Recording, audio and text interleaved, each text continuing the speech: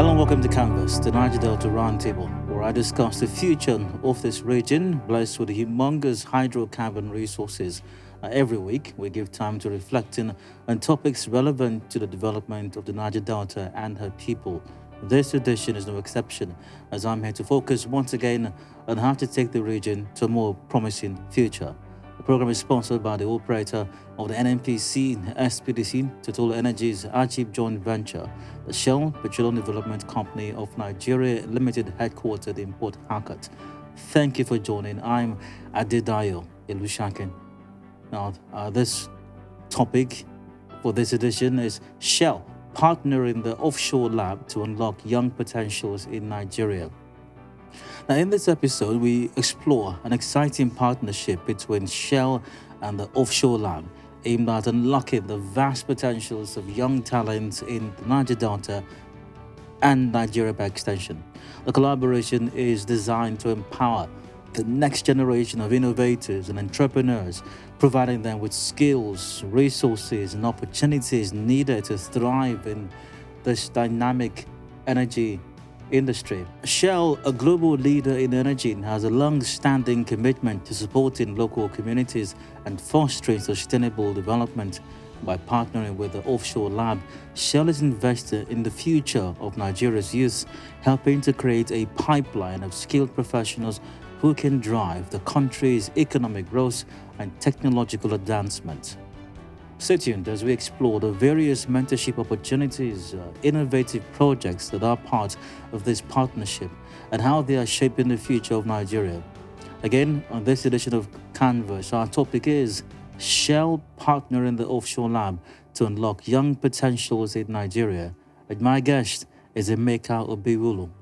Emeka Obiwulu is the founder and CEO of the Offshore Lab, bringing over 2 decades of engineering and project delivery expertise across 4 continents.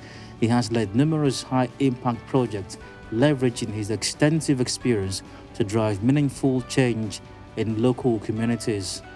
Emeka, hello, welcome to Canvas and Niger-Delta Roundtable. Thank you for having me, Daya.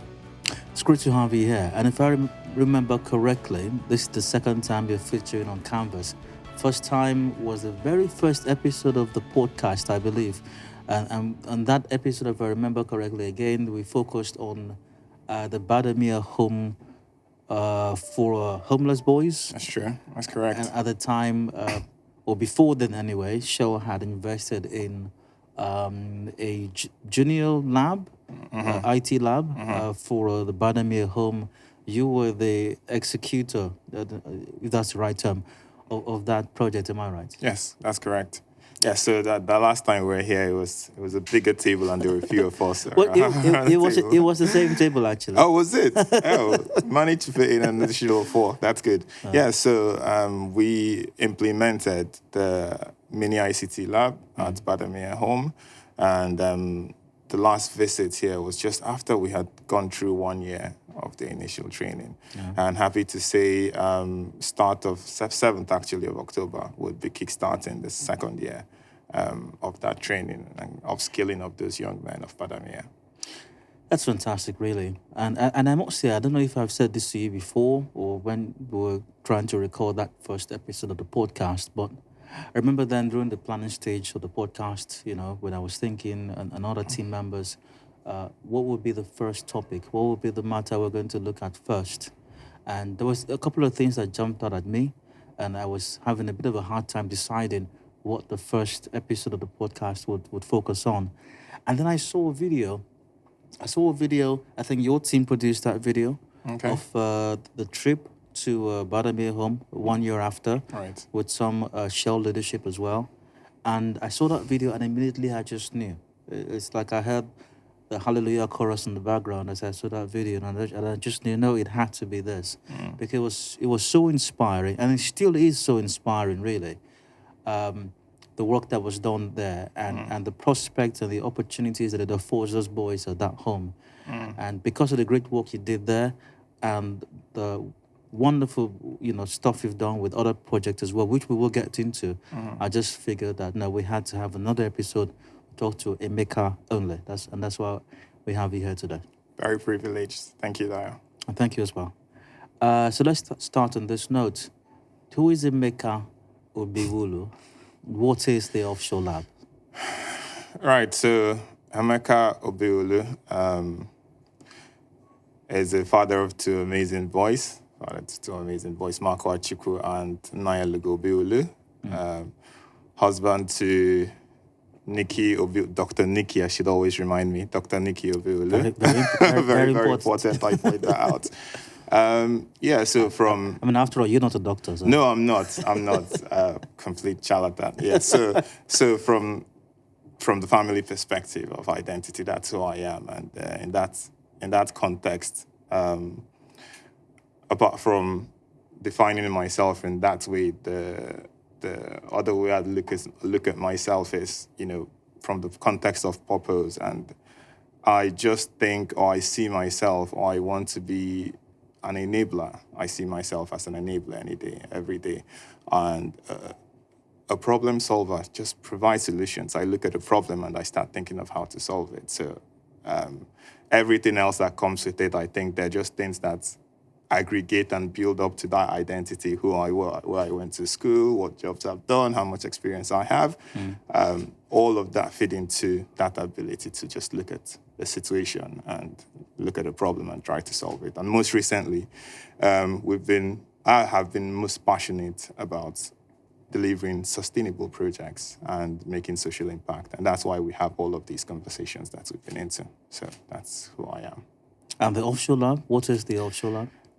So the Offshore Lab it's an integrated service company. I think we spoke about this the last time, and it specializes in delivering end-to-end projects, right? And we have our focus on sustainability, social impact, technology, and capacity development. So by that, having that integrated entity, what we tried to do from onset was to create an ecosystem of solutions that empowered us to start from the concept phase of a project and run with it through the implementation phase down to the benefits actualization.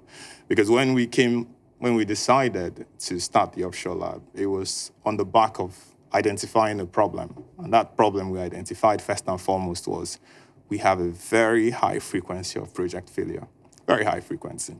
And it's not just a Nigerian problem, it's a continent problem as well.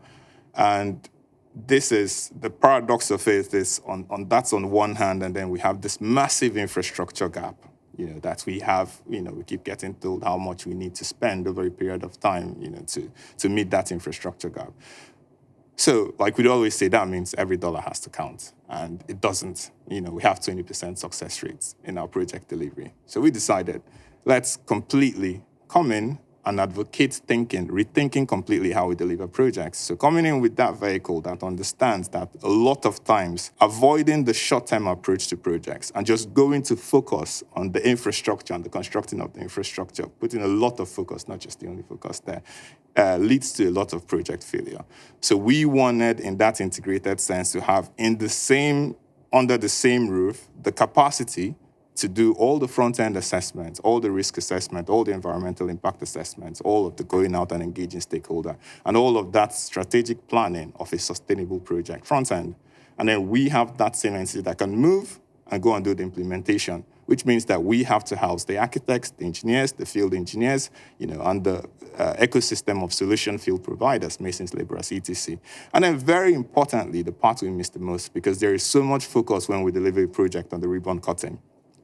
After the project's delivered, how is it delivering benefits to whoever it was designed for? How is that being measured? A lot of times in projects, you don't even see that metric there. The success criteria and factors get built on that infrastructure and construction and the cutting of the ribbon, and the cameras disappear. You come back a year, you don't see the project. When you see the project, you're not very proud of it a lot of times. When you called us in and what you spoke about here, it wasn't the commissioning of Badamia Home. It was 1 year after, and that was very deliberate. It was coming in with the context of what we bring to the table to say, we are very big on sustainability. After this project is delivered, how is it generating? How is it delivering value? How are we measuring the value? Where are the boys? What have they learned? What is their trajectory, and where are they going from here? And that was the point of the 1 year after. So Offshore Lab really is that entity that comes in and has all of these things in-house that enables you partner with the company and deliver end-to-end from concept phase to benefit actualization projects sustainably. Wow. Thank you. I mean, hearing you talk about projects, I mean, you sound like you found a cure to cancer. I mean, you're so passionate. I am very passionate about projects, yes. Very passionate about it. Sustainable projects. And that explains, I suppose, why Shell has formed this enormous partnership with you, I suppose. And we'll get to this project and other things that you have worked on partnering with Shell over time. But I must ask you this, and it just occurred to me now. What is it like? I mean, you're a young person. Yeah. What is it like? Relatively. Yeah, of course. What is it like being... how long has the Offshore Lab been in existence? Good question. I think we started actually trading 2018. Okay, so it's been, I don't know... Yeah, 6 years. 6 years. That, yeah. Okay, so what's it like being the founder and MD, CEO, of a successful, I believe, a successful project management company like Offshore? What's that like for you? So I will say I still have a lot of hunger. I still see what I set out to achieve. I'd say at this point, we're still scratching the surface of it, right? And in that sense, there's still a lot ahead of us. So at this point, because we know, right, this is the ultimate objective. This is where you are. We're not keen on looking back and reading our press just now. We just want to retain that fire and that drive and try as much as possible to start making that paradigm movement, start getting that mindset shift from moving away from, building and abandoning projects and commissioning and walking away to actually delivering projects with sustainability in mind. So we're not there. I'm not there. So in that context, I haven't succeeded very much yet, but working on it. Great. I've got a hunch about these things. I think you will get there. Fingers crossed. Fingers crossed. Speaking of objectives, what would you say, or can you explain the main goals of the partnership between Shell and the Offshore Lab? So Shell, I like with every sense of humility when you say partnership, Shell's over 100 years old and a multi-billion-dollar, $50 billion brand? Yeah. So it is a massive privilege to be mentioned in the same breath with a massive behemoth of an organization like that, which speaks to very positively to the approach Shell takes to things like this. And there's a lot of focus beyond its operations, right? The setup of whether it's the corporate relations, Nigerian content team, social investment team, etc. And that focus, which is a shared focus between both companies, is unlocking potential. It's local prioritization. It's harnessing that potential within areas that the communities that they develop in. And we're very passionate about that, and we share that focus with Shell. So when you have those sort of shared visions, it becomes a whole lot easier to work, and deliver on projects. And you also have extremely supportive and, I must say, intelligent individuals that accept that if we have a system, of doing work or delivering things or doing things, we get into affiliations that actually bring or introduce different ideas, it's not always you meet organizations that are flexible to any sort of new ideas, So human beings typically are normally averse to change. But in our experience, it's been the opposite, right? We've actually been embraced the most because of our innovative approach to projects. And every project that we've delivered to date,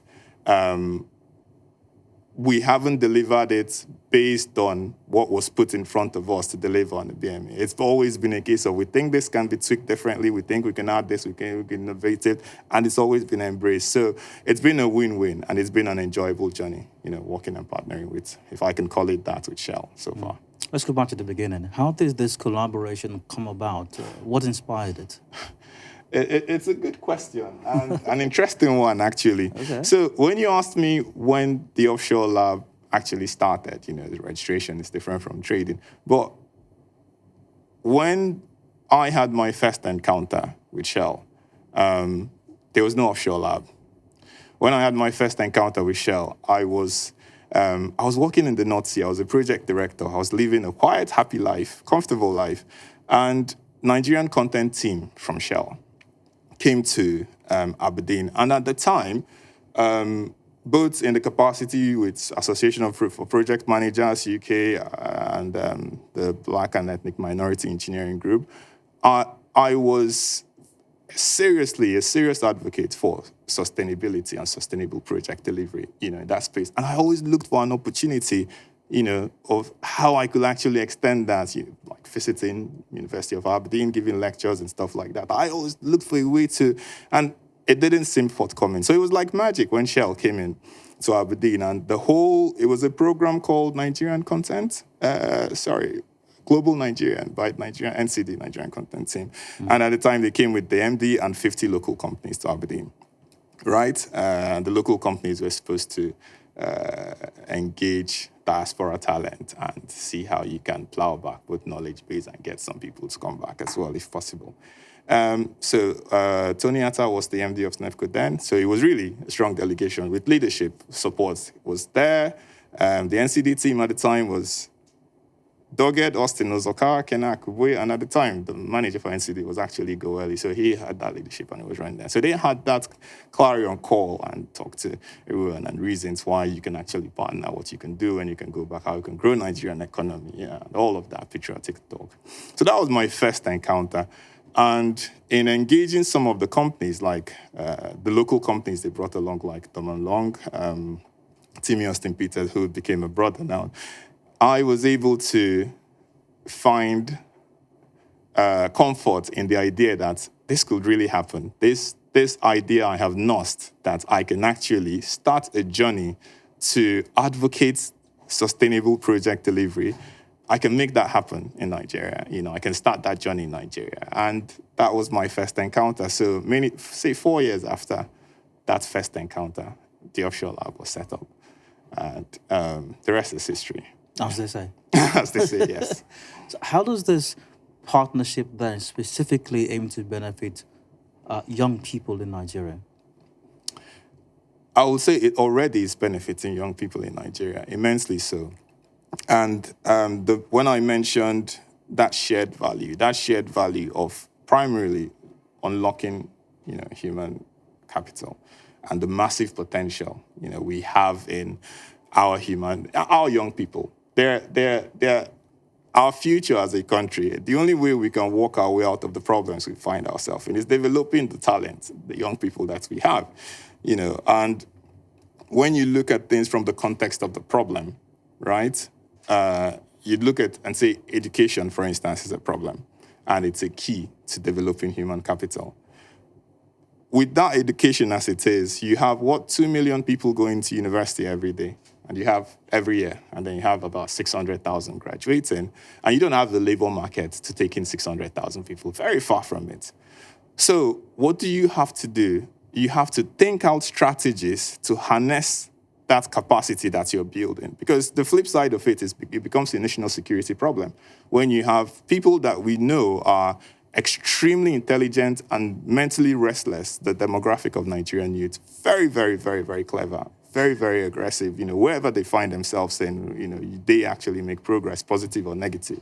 So harnessing that is coming in with what this partnership then does is understanding the context of the problem and being able to build a strategic framework end-to-end to take that problem, run from the idea of it down to implementation and down to that benefit actualization. So we provide an ecosystem of solutions that unlock that human capital. So take, for example, the Badamia you talked about.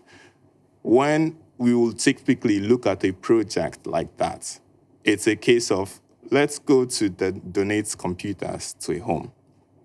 You take those computers, donate it to the home, they're extremely happy. The kids are excited, they embrace you. There's a lot of buzz at that time. What do they do with the computers? The kids probably don't know. The coordinator of the home has no idea.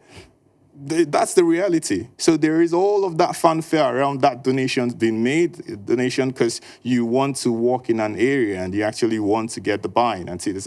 But when you do that, what Shell then does is get that partnership in place to go, how do we make this very impactful? How do we create a framework of a solution around this? So with the Badamia, it wasn't going to donate the computers. It was now a complete solution where you developed a curriculum tailored to the specific needs of the boys, got trainers in there, got all of the power etc. sorted out, and then built a wider program where this was just a node in the program. So the long-term strategy for that is democratizing tech education across, if possible, Nigeria. So if you look at River State that we're in now, there are 23 local governments, and you go, in every local government, if we had a node of a typical Badamia that is purposed for solving a problem of strategic national importance, and there are a number of them. And if we have these things around in each of the 23, you've actually created, first and foremost, created that access to people who are bereft of such things, vulnerable demographics who typically will not be involved in this conversation. And you've brought them to feed into the Nigerian economy because they will be delivering value at the end of the day. And very importantly, they will be solving local problems and solving all of the things we talked about, unemployment, youth unemployment, entrepreneurship, capacity building, with that single solution that's moved from donating the computer to looking at the project context and creating a sustainable solution that you deliver and keeps delivering over time. Speaking of solutions, and once again, you've worked on several projects involving Shell, of course. Can you share some success stories of young individuals who have been positively impacted by these initiatives? I know you've been talking about Badamia for a bit, but I sense that there are others as well. Yes, quite a number of them. And it almost feels selfish talking of one individual because there are quite a lot of them. I have, and my hat normally is with the unfairly or fairly with the much younger demographic. So those solutions that we partner to build, and when we talk about end-to-end, you can see where they catch from the young age at that grassroots level with this sort of building that network to get people with this mini-site ICT labs. We have been involved in that primary, secondary level, the university level of building ICT hubs in Fupri, at Bauchi State University and co. that actually go in at the time that they're in that thing and create an industry academia connect. Prepare those young people for the market because you have all of these young people graduating, but when you look at the employers, they can't employ anyone, they're unemployable. So this partnership is doing that. And then you now go to the postgraduate level. And previously, we've had like the UK postgraduate scholarships where we actually provide mentorship and guardianship services for the postgraduates, the scholars from Niger-Delta states that actually go to universities in the US. So we spend that 1 year providing them that settlement, that mentorship, and helping them find their way into jobs and developing careers like that. So we have that value chain. And there are a lot of people, if I cast back my mind to, that have been massively influenced that when I think back to, it's very fulfilling. Now with Fupri, I just mentioned one person now. With Fupri, when we finish Fupri ICT Center, just the Offshore Lab as a company, the benefit to us is we have at least 5 people seated permanently in the office now from that university, just the company. And this was by just going in there to build this and being exposed to this, having access to incredibly smart young individuals, and just having your pick from it, and then providing a lot of mentorship services on the back of it to date, So one of those guys I had there, who was in his final year, but he was so gifted with what he was doing. He had no direction about it. He was a graphics guy. And we provided him initially mentorship, and at the rate he was going, I was like, nah, this guy's coming in.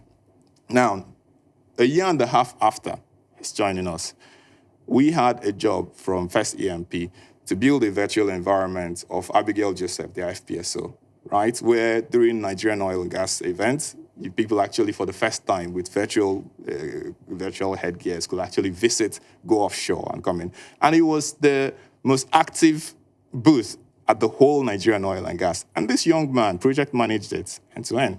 This guy that we picked in here, today, he's for one of the main gas companies. He's project managing in the same space, the virtual reality space, transformationally, an organizational transformational program for one of these big gas companies that wants to get everyone to see the direction the company is going. So they are building all of that progress in virtual reality. You know, and you look at this guy from where he started, how he's a product of this collaboration, and where he is after 3.5 years. And it's amazing progress. It's part of the things that make you, you go back with a little bit of sense of contentment that this is working. It does sound truly amazing. This is working. Yeah. You used the word mentorship a couple of times. I'll ask you about that now before we go for a break. What is the mentorship aspect or how does the mentorship aspect of the collaboration work? Who serves as the mentors? Because when you use the word sustainability as well consistently, for persons to get to certain levels, and if you want to sustain, there has to be mentorship. How does that work?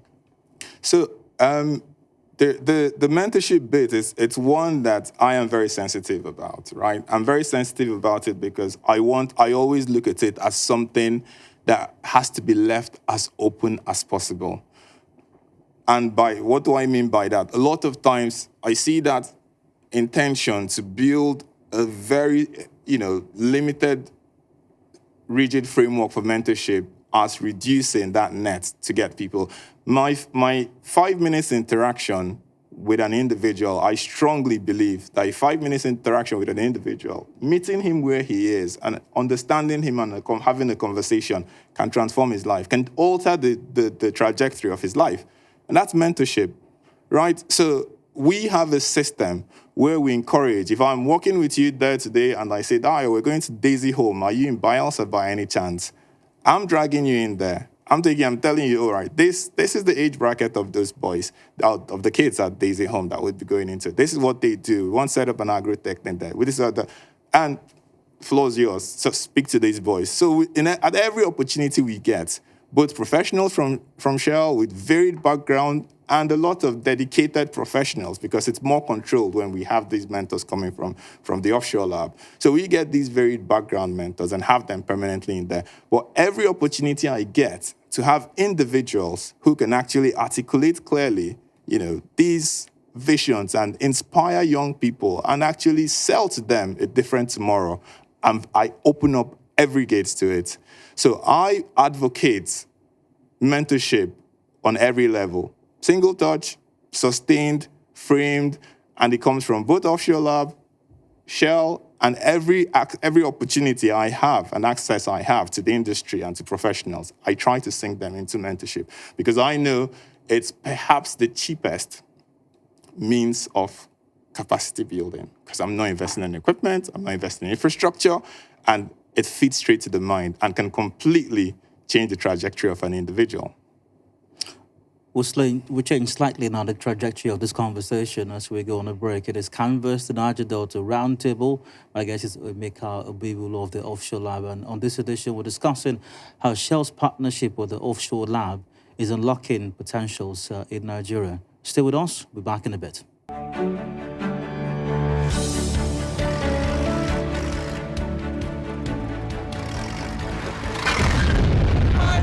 Yellow and black markers indicate pipeline and flow line right-of-way boundaries. Your activity could impact on the buried high-pressure hydrocarbon pipelines and flow lines, leading to possible leaks and explosion. Please keep off. Do not engage in sand mining or any form of excavation, pipeline vandalism, oil theft, and bush burning within pipeline and flow line right-of-way. Do not farm, trade, or locate any business on pipeline and flow line right-of-way. It is against the law to apportion land, sell, or build on pipeline and flow line right-of-way. Maintain a setback distance of at least 30 meters or about 100 feet from the right-of-way boundaries always. We care for your safety and that of the environment. This message is brought to you by the Shell Petroleum Development Company of Nigeria Limited, SPDC, operator of the Nigerian National Petroleum Company, NNPC Limited, Total Energies, and Ajib Joint Venture. Welcome back. It is Canvas, the Niger-Delta Roundtable, brought to you by SPDC. I'm Dio. Today we're exploring how Shell's partnership with the Offshore Lab is unlocking enormous potentials in the Niger-Delta region and other parts of Nigeria as a whole. Thank you for joining us. My guest is the founder and CEO of the Offshore Lab, Emeka Obiwulu. Emeka, good to have you again. Thank you, Dio. So, your partnership with Shell, how is that partnership? I know you talked about some of the things you've done already, and we'll get to some detail about some of the other projects you've worked on. But how is the partnership fostering innovation and technological advancement among young Nigerians? Because that's the future. That's where the world is headed now, if not already is at. Indeed.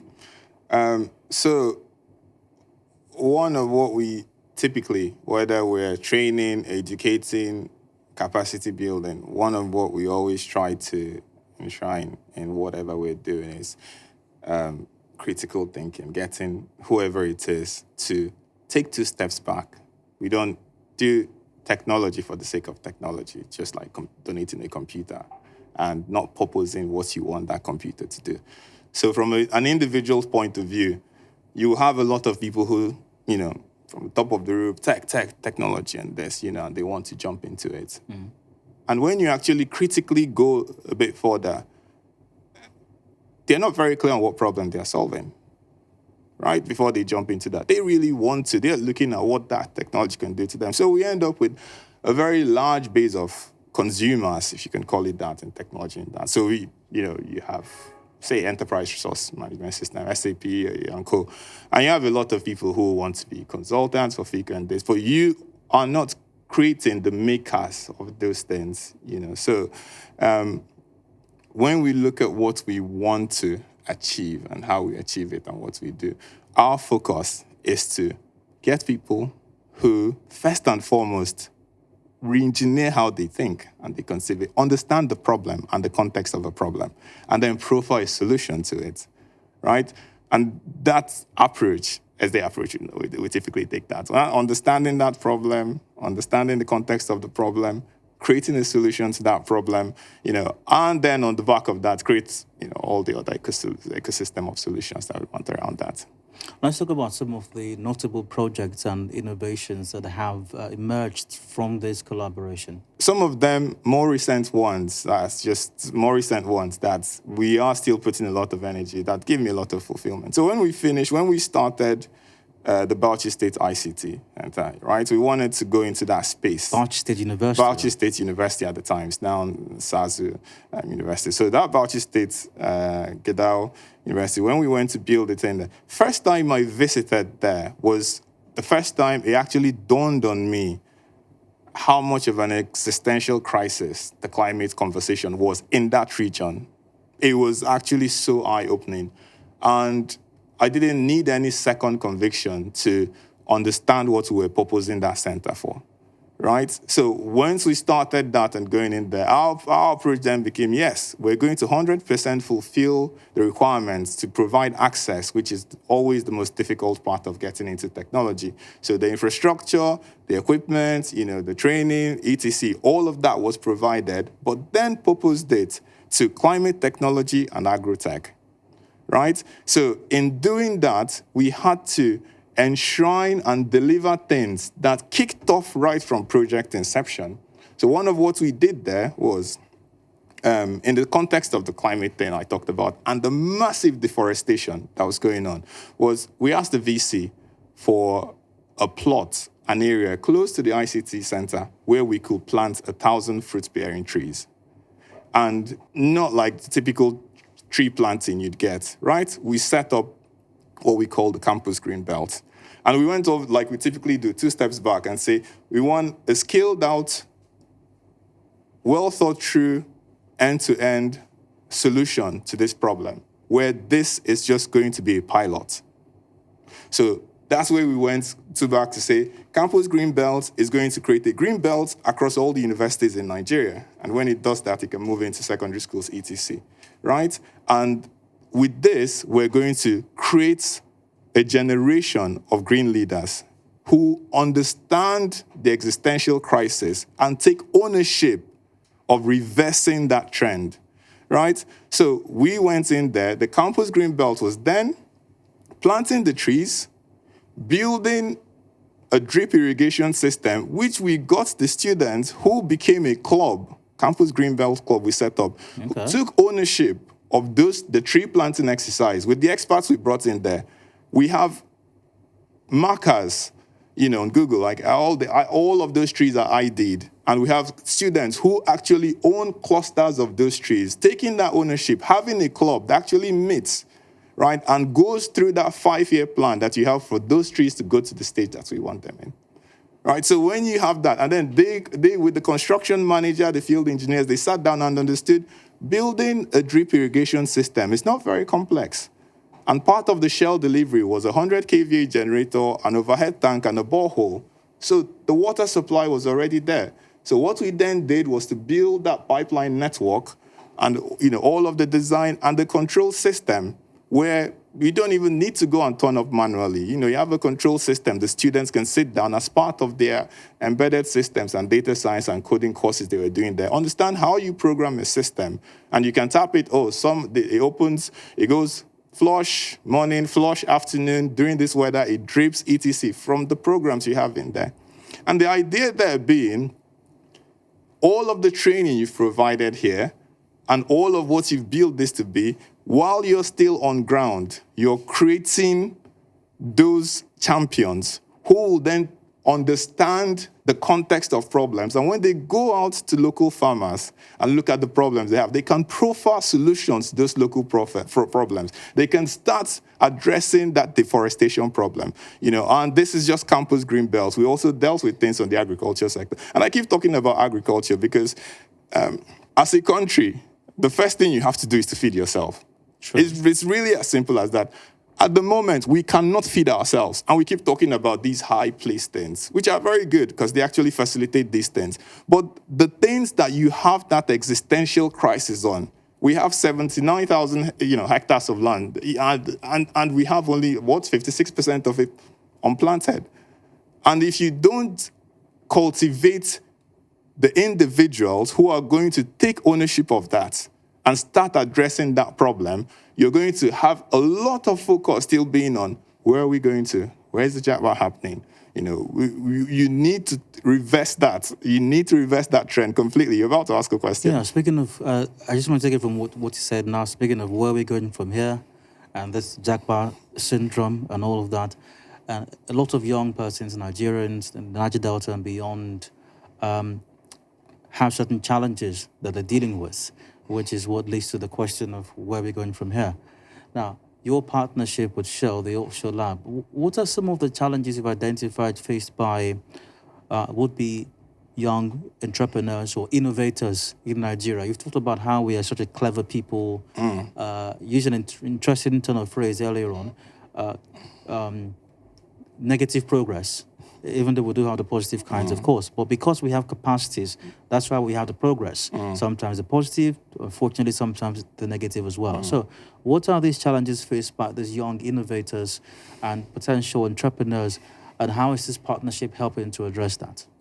I think the biggest problem any entrepreneur faces in Nigeria at the moment is access.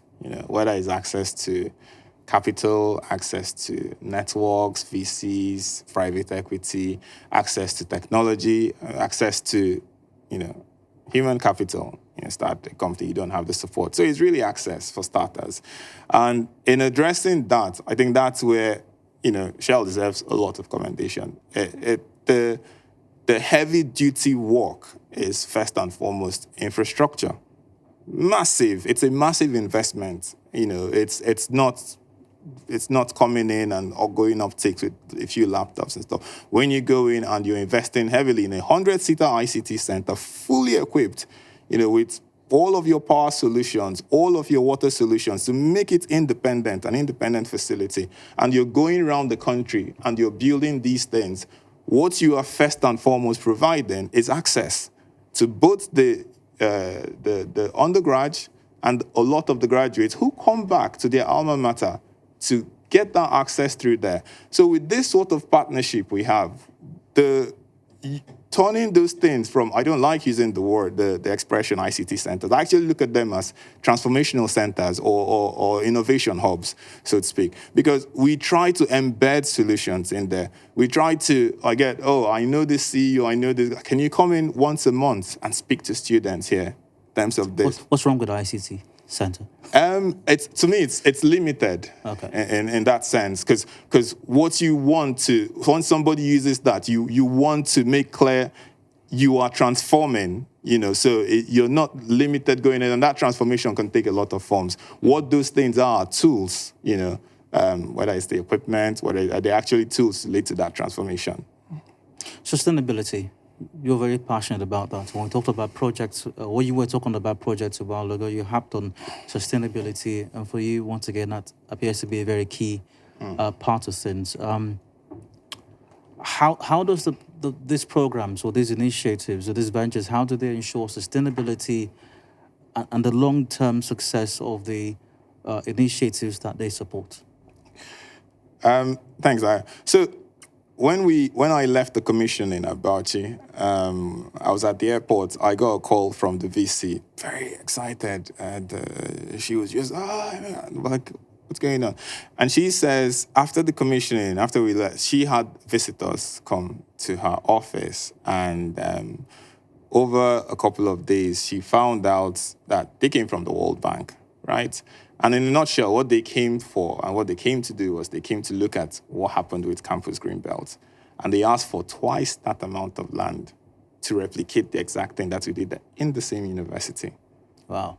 So first and foremost, you have created a catalyst for change with this because people see it's doable the first time. And on that sustainability journey, in that context of, I told you about setting up the club, right? Mm-hmm. And making the club custodian to those trees. That is sustainability. That is not planting trees and walking away and coming back and 80% are dead. Not just getting that club, re-engineering that thinking and inspiring those people to understand where they're going to with this, to create that level of ownership. And when you have that end user and level of stakeholder engagement with the people you're delivering this to the point that they take ownership, I really don't think there's any level of sustainability. Of course, there are a lot of layers of it that goes beyond that ownership taking. Because when those things are going wrong, those are the first people that shout. But when you don't engage them and get their, not just their buy-in, but their ownership of the process, then you start looking at reasons for project failure at that. So in that context, embedding different tiers of sustainability in there. And then that third part of it is creating a solution from a context of the problem, like we spoke about, right? We said it's not an issue with Bauchi State University. It's a climate crisis, an existential crisis for the whole country, for Nigeria. So we're creating a solution for Nigeria that we expect other people to take part in. So that reliance is not just on Shell. When we build that framework of that solution, we future-proof it in such a way we expect the plug-in and participation of other stakeholders so that even when Shell walks away, this program continues to tick off with the facilities that we have future-proofed and built it with of the future participation that take in there. So it takes on a life of its own. So that's an example of Campus Greenbelt and how we built a framework of sustainability to ensure that it continues to provide value and scale out on a level, that is beneficial, to the country as a whole. And my next question may not be your call entirely, and that's talking about the future of your partnership with Shell. But from your standpoint, from your perspective, what is the future of partnership between the Shell and the Offshore Lab? What's it like, and how do you see it evolving over the next few years?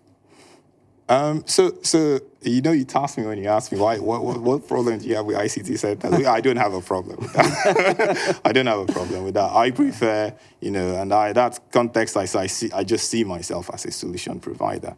So when I look at the next few years, my ultimate vision, whether or not that gets actualized, is that we have a nationwide network of innovation centers and solution hubs all around the country.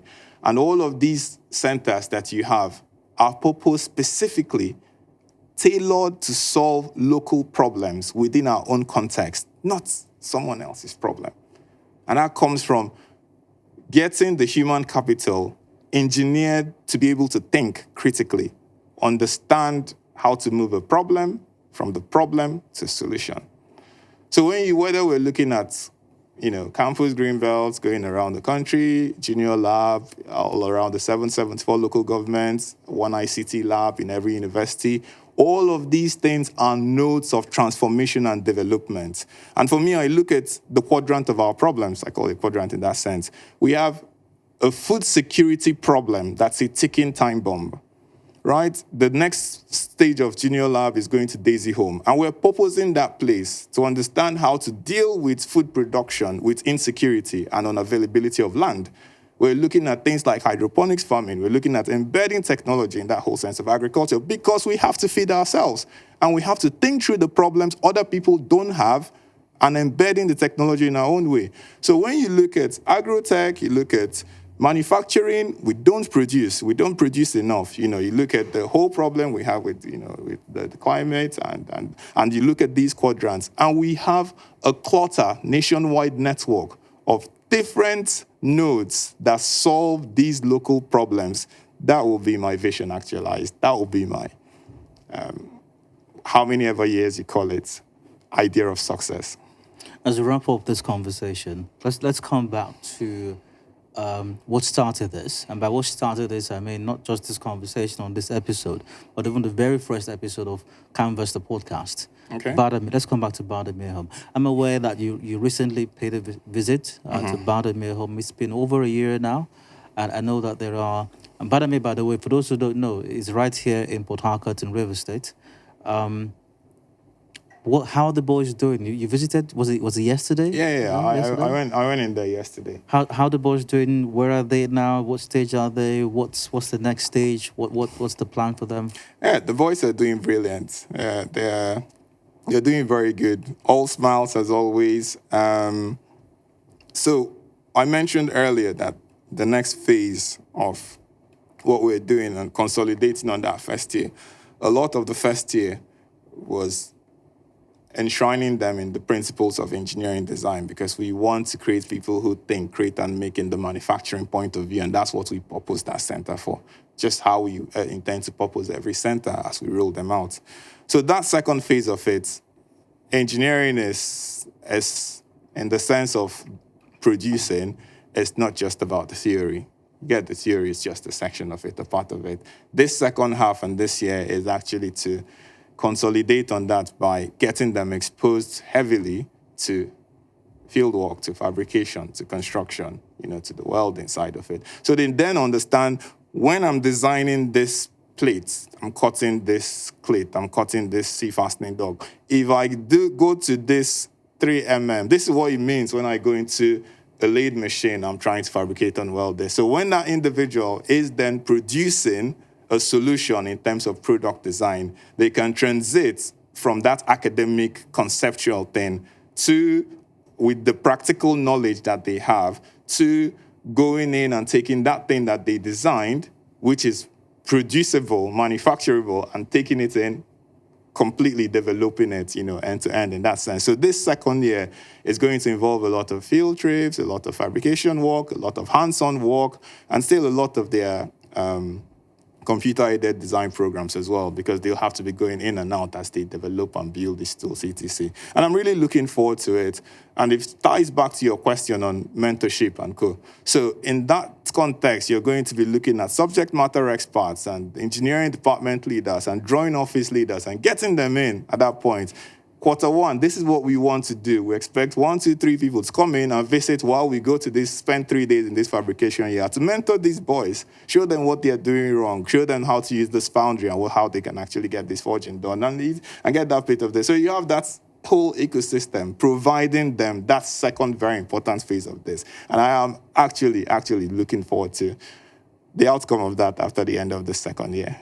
That keep me very excited. You make being a homeless boy seem like a blessing.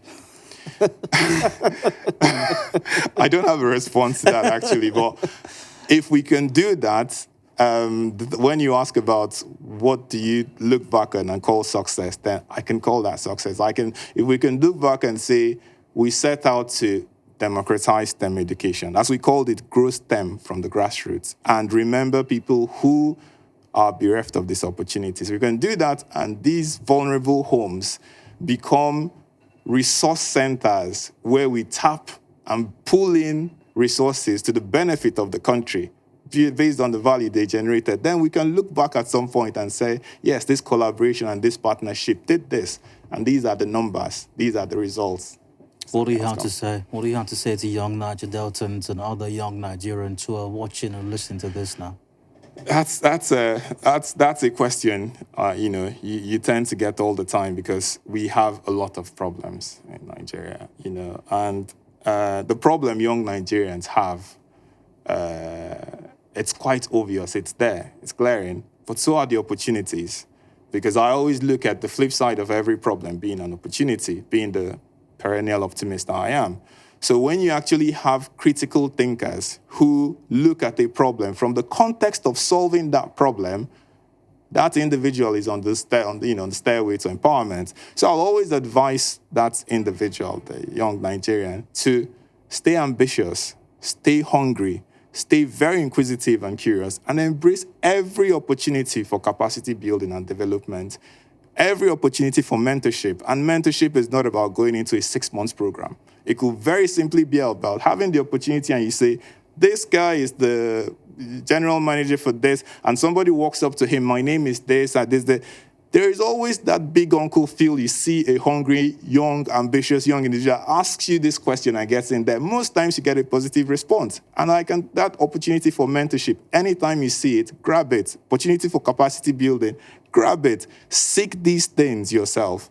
Just shelve the whole ideas of entitlement and what is supposed to be yours, and be the captain of your own life. For every problem, there is a solution, and it's down to you to find those solutions. Thank you, Emeka. Thank you very much, Daya. On that note, we wrap up today's edition of Canvas, this edition of Canvas in Niger-Delta Roundtable, brought to you by SPDC. Thank you for joining us. We have explored the partnership between Shell and the Offshore Lab and how it is working wonders as far as unlocking potentials, young potentials, especially in the Niger-Delta and Nigeria at large. Thank you very much once again for joining us, and thanks to Emeka Obiwulu, the MD, founder, CEO, the Offshore Lab. Great having you, and thank you for the great work you're doing. Thank you very much, Sarah. Thank you for having me here once again. I'm Adid Dayo Lishakin. Watch out for a fresh edition again on our social media platforms. You have yourselves a wonderful rest of your day. Bye.